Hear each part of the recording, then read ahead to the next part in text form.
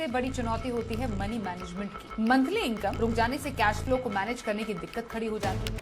Life कभी भी bouncer फेंक सकती है। जॉब लॉस, मेडिकल इमरजेंसी या अनएक्सपेक्टेड रिपेयर्स, ये सब आपकी फाइनेंसेस को डिस्टर्ब कर सकते हैं। क्या आप इसके लिए तैयार हैं? शायद कोई भी कम्प्लीटली तैयार नहीं होता, राइट?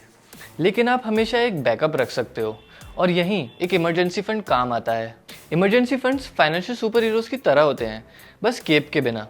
बट सवाल ये है कि how much one should actually invest to build an emergency fund? Come, let's break it down. Emergency fund बनाने का बेसिक रूल है कि आप अपने 3 से 6 महीने का एसेंशियल लिविंग एक्सपेंसेस सेव करने का टारगेट रखें। सबसे पहले आप अपने एक महीने के खर्चे को कैलकुलेट करें, जैसे कि rent, EMIs, groceries, utilities and insurance.